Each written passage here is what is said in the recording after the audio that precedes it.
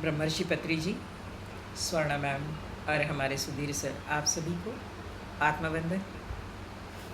रायपुर से जो हमारे जैन सर हैं जिन्होंने ब्रह्मर्षि पत्री जी की भगवद गीता जो तेलुगु में थी जिसको हिंदी में ट्रांसलेट किया है, सर आपको भी आत्मवंदन और प्रणाम, जिनके कारण हम इस भगवद गीता का लाभ ले पा रहे हैं।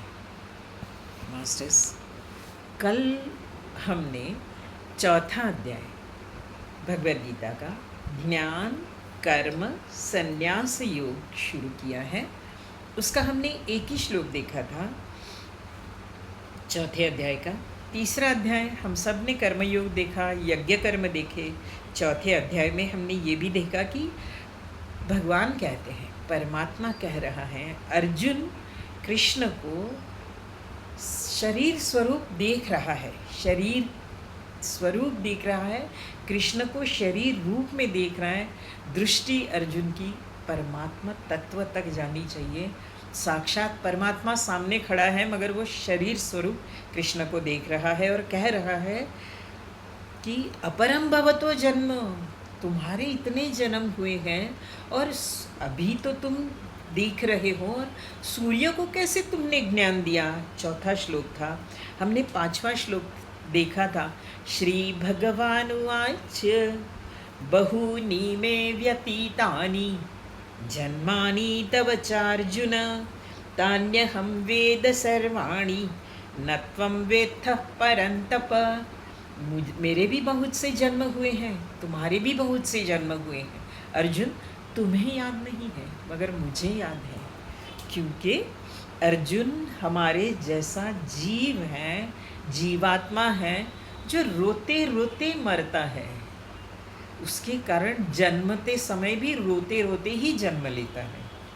जैसे पर्दे के पीछे कलाकार एकाध अंक खत्म होता है या आधा अधूरा होता है, नाटक चल रहा है, पर्दे के पीछे अगर कलाकार रोते रोते गया तो वो आते समय भी रोते रोते ही आएगा। क्यों? क्योंकि हमारी इच्छा, हमारी वासनाएं जो ये जन्म की सब हैं वो बची हुई हैं, जिसके कारण हम फिर अगला जन्म ले रहे हैं उन सब इच्छाओं वासनाओं की पूर्ति के लिए। इसलिए हम काल के अधीन हैं। अर्जुन भी हमारे जैसा है, मगर कृष्ण कैसे हैं? वो परमात्मा है, वो कालातीत है, वो वासना के लिए या इच्छा पूर्ति के लिए जन्म नहीं है, अपनी इच्छा से जन्म ले रहे हैं, लोगों पर करुणा करने के लिए जन्म ले रहे हैं। माय डियर फ्रेंड्स, ये फ़र्क है हम में और एनलाइटन पर्सन्स के जन्म में, हमारे जीवन में और उनके जीवन में। हमारे अगल बगल भी जो एनलाइटन पर्सन्स है ना, उनका जीवन कृष्ण, महावीर, बुद्ध जैसे हमारे ऊपर करुणा करने के लिए आए हैं, ये हमने कल देखा है। आज के दो श्लोक बहुत ही इम्पॉर्टेंट श्लोक हैं इस अध्याय के, और हम सब ये श्लोक जानते हैं क्योंकि महाभारत सीरियल जब चल रही थी ना तो सबसे पहले यही दो श्लोक होते थे। यदा यदा हि धर्मस्य ग्लानिर्भवति भारत अभ्युत्थानमधर्मस्य तदात्मानं सृजाम्यहम्। इस श्लोक में चार चीज़ें हम देखेंगे। यदा यदा ही धर्मस्य, धर्म क्या है? ग्लानिर्भवति, धर्म डूबता नहीं, धर्म नष्ट नहीं होता, धर्म को ग्लानि आती है, क्योंकि धर्म ये सब माय डियर फ्रेंड्स ये सब सनातन चीज़ें हैं, ये कभी भी नष्ट नहीं होती।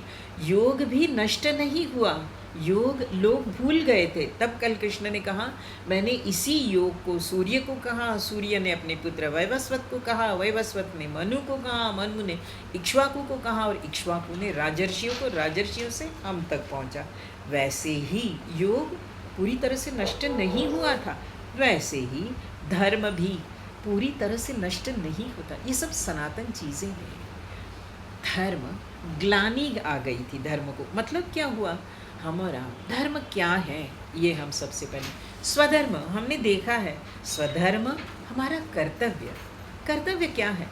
एक पुत्र का कर्तव्य क्या है, एक पत्नी का कर्तव्य क्या है, एक पति का कर्तव्य क्या है, हम सब जानते हैं। मगर ये विषयों की जो हमारे ऊपर चढ़ी हुई नशा है, ये जो अज्ञानता है हमारी, जिसके कारण हम इसको भूल गए हैं, ये धर्म ग्लानि में है। सच कहे तो हमारा स्वधर्म है जीवात्मा से आत्म तत्व तक पहुंचना, आत्म तत्व से परमात्मा तत्व तक पहुंचना, परमात्मा में मिल जाना ही हमारा धर्म है। मगर अब हो गया है, हम इस विषयों के प्रति इतने आकर्षित हैं, हो गए हैं, हम बहिर्मुखी हो गए हैं। हमको अंदर जाने को भी डर लगता है, एकांत में बैठने को, ध्यान में बैठने को। नहीं यार, मैं 1-2 घंटे से ज़्यादा ध्यान नहीं कर सकता। क्यों? सच कही तो हम जितना जहाँ समय मिले माय डियर फ्रेंड्स, हम अपने अंदर उतरना ज़रूरी है, अंतर्मुखी होना ज़रूरी है, क्योंकि ये हमारा धर्म है। हमें आत्म तत्व तक पहुंचना ही हमारा असली धर्म है। और इस धर्म तक अगर हम नहीं पहुँचे, हम आएंगे आपको, हम एग्जाम्पल्स भी इसके प्रति करेंगे। धर्म की ग्लानि हुई है क्योंकि हम बहुत ज़्यादा बहिर्मुखी हो गए हैं। कैसे हो रहा है? फॉर एग्ज़ाम्पल मैं एक एग्ज़ाम्पल दे रही हूँ। हमारा शरीर है, हमारा शरीर का धर्म क्या है? हमारा शरीर बना है शाकाहारी के लिए, शाकाहार। हम क्या कर रहे हैं? हम मांसाहारी हो गए हैं। जो मांसाहार हैं उनके प्रति हम मेडिटेटर्स हैं, हम मांसाहारी नहीं हैं, ये मैं समझती हूँ, मगर जो हैं उनके प्रति बोल रही, जिसके कारण हो क्या रहा है? शरीर अस्त व्यस्त हो रहा है। शरीर का धर्म है शाकाहार, हम अंदर ले रहे हैं मांसाहार। हमारा शरीर बना है शाकाहार के लिए, हम ले रहे हैं मांसाहार, जिसके कारण शरीर के अवयव बिगड़ रहे हैं। अवयव बिगड़ने से रोग हो रहा है, रोग होने से हम परेशान हैं। और फिर मन कैसे स्वस्थ होगा? शरीर स्वस्थ नहीं, मन स्वस्थ नहीं, बुद्धि स्वस्थ नहीं, आगे की आत्मा की तो छोड़ ही दो, उस बारे में वो आदमी सोचेगा ही नहीं, क्योंकि वो मांसाहारी है, वो हिंसा कर रहा है, वो लोगों की हिंसा करके अपनी जीभ को सुख दे रहा है। माय डियर फ्रेंड्स, कहाँ से सुख मिलेगा? किसी को दुख देखिए, हमको सुख मिलेगा? इस प्रकार धर्म की ग्लानि, शरीर धर्म की ग्लानि है ये। इसका मतलब ये नहीं कि आप शाकाहार भूल गए हो, आप शाकाहारी हो, मगर आप अपने शरीर के कुछ विषयों के प्रति आपकी जो आसक्ति है, जिसके कारण आप मांसाहारी हुए, और ये धर्म की ग्लानि हो गई है। अभ्युत्थानम अधर्मस्य, फिर क्या करते हैं? आपको कई रोग होते हैं, शरीर के रोग होने से फिर डॉक्टर बताएगा। आप मांसाहारी हो, आपका प्रोटीन लेवल बहुत हाई हो गया है, उसके कारण वो प्रोटीन लेवल हाई हो गया है, कोलेस्ट्रॉल बढ़ गया है, आप मांसाहार बंद करो। तब हम क्या करेंगे? हम शाकाहार हो जाएंगे। ग्लानि, धर्म की ग्लानि हुई, शाकाहारी से हम मांसाहारी हुए, मांसाहार से फिर डॉक्टर ने शाकाहारी बनाया। ऐसे कोई कहे कि बेटा मत खाओ, या तो जो भी है मत खाया करो, ये ठीक नहीं है, दूसरों की हिंसा मत करो, आपके शरीर के लिए भी ठीक नहीं है, आपका शरीर मांसाहार के लिए नहीं बना है, हम नहीं सुनेंगे। मगर अब गुरु जो हमारा बना है वो डॉक्टर बना है, गुरु के थ्रू जब आएगा तब ये धर्म की ग्लानि, शरीर के प्रति जो धर्म है वो ग्लानि चली जाएगी। और अभ्युत्थानम अधर्मस्य, जब हम मांसाहार लेते हैं तो अभ्युत्थ, हमारा अधर्म बढ़ता है। एक एग्जाम्पल दे रही हूँ मैं, अभ्युत्थानम अधर्मस्य, अभ्युत्थ मतलब बढ़ना, अधर्म बढ़ जाता है। सृजाम्य, डॉक्टर के थ्रू परमात्मा, गुरु जो भी हैं एनलाइटन पर्सन, वो बताते हैं, तब वो चीज़ बंद हो जाती है। सृजाम्य, इस प्रकार धर्म की हानि। माय डियर फ्रेंड्स, हम सत्ययुग, द्वापर युग, सत्ययुग, त्रेता युग, द्वापर युग और अभी कलयुग में है। कलयुग में दया केवल बची है, मगर इस दया को हम अगर हिंसक हो रहे हैं, हम अगर मांसाहारी हैं, तो ये दया भी हमारी ख़त्म हो जा रही है। उसके कारण हो क्या रहा है? रोग बढ़ रहे हैं, शरीर के रोग बढ़ रहे हैं। ओवरऑल आप देखो, अभी की अवस्था देखो, कहीं युद्ध चल रहे हैं, कहीं बहुत बड़ा प्रलय आ रहा है, कभी कहीं किसी राष्ट्र में आग लगी है, वो बुझा ही नहीं पा रहे हैं। क्या क्या चल रहा है? क्यों चल रहा है ये सब? धर्म की ग्लानि। धर्म से रहेंगे तो ये सब नहीं होगा। हम स्वयं बाह्य रूपी बाहर भी धर्म के पालन नहीं कर रहे हैं, जिसके कारण फॉर एग्ज़ाम्पल पानी जो ज़मीन के नीचे है उसको हम इतना यूज़ कर रहे हैं, उसको अगर प्रॉपर मात्रा में यूज़ होता तो अगली पीढ़ी के लिए भी रहता, मगर अभ्युत्थानम अधर्मस्य, अधर्म के प्रति इतनी रुचि है, अधर्म बढ़ते जा रहा है, जिसके कारण ये सब। तो इस कलयुग में क्या था? सत्ययुग 4 पैर पर खड़ा था। क्या थे 4 पैर सत्ययुग के? ध्यान, दया, आचरण, ध्यान, दया, आचरण और पवित्रता। आचरण में पवित्रता, ये 4 पैर थे। ध्यान, दया, आचरण और सत्य। ध्यान, दया, आचरण और सत्य, 4 पैर पर सत्य युग में खड़ा था। आज भी जो सत्य से रह रहे हैं, जो ध्यान क्यों लिया गया है? क्योंकि हमारा स्वधर्म है जीवात्मा से परमात्मा तक पहुंचना, जीवात्मा शरीर में रहते हुए आत्म तत्व तक पहुंचना, ये हमारा धर्म है, स्वधर्म है। इसीलिए ध्यान जरूरी है माय डियर फ्रेंड्स। सत्य, हमको सत्य के साथ रहना है। आज का इंसान असत्य में ज़्यादा रुचि है। जो बनावटी सजावटी हैं उनके प्रति उन्हीं को बड़ा माना जाता है। जो चालाकी चापलूसी करके लोगों को ठग के जी रहे हैं, वही अपने आप को श्रेष्ठ मान रहे हैं। उसके कारण हो क्या रहा है? रोग बढ़ रहे हैं, अल्पायु होते जा रहा है इंसान। तो ये कलयुग है। कलयुग में भी इन चारों को जो फॉलो करेगा, ध्यान करेगा रोज, सत्य अपने जीवन में अपनाएगा माय डियर फ्रेंड्स, आचरण, शौच, आचरण हमारा पवित्र हो, मन वचन कर्म से। ऐसे नहीं कि सामने बोल रहे हैं वो बहुत अच्छे, तुम कितने अच्छे हो वगैरह, और मन में गाली देंगे कि साला तू क्या है मुझे पता है। माय डियर फ्रेंड्स, ये ना हो। मन वचन कर्म से हम एक हो। जो है नहीं पसंद, शांत रहे, ना अच्छा बोले ना बुरा बोले, शांत रहे, मौन में रहे। तो इस प्रकार सत्य, तब ध्यान, आचरण और दया, ये 4 पैर हैं सत्ययुग के।